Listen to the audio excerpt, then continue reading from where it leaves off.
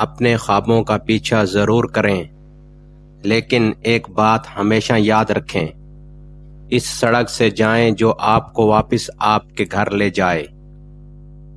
ہم ایک ایسے دور میں جی رہے ہیں جہاں ذہین لوگوں کو خاموش کرا دیا جاتا ہے تاکہ بے وقوف لوگ ناراض نہ ہو جائیں۔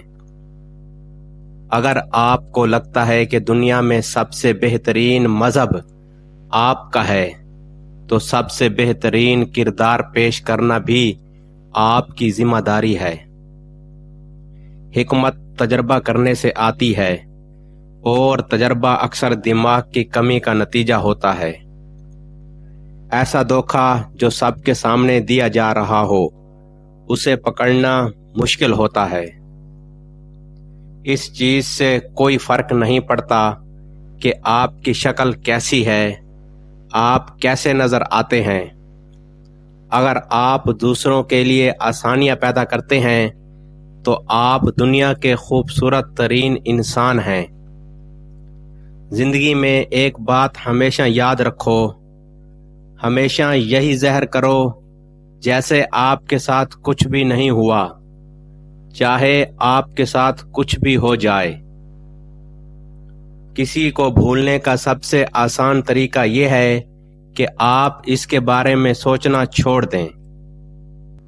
منافق کی بات ہمیشہ خوبصورت ہوتی ہے، لیکن اس کا رد عمل بہت ہی دردناک ہوتا ہے۔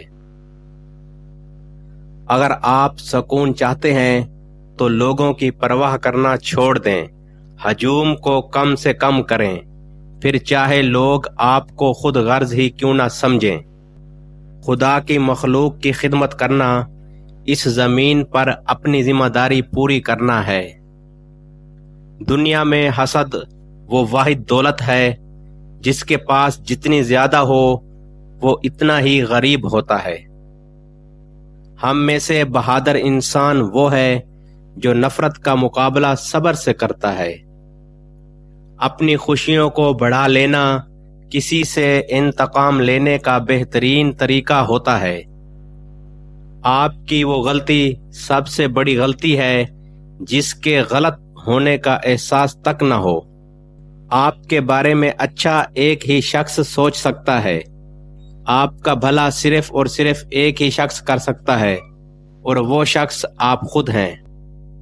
آپ کا پسندیدہ شخص آپ کے قدموں میں ہوگا، اور دنیا آپ کے پیچھے دوڑے گی اگر آپ یہ 3 اصول اپنا لو۔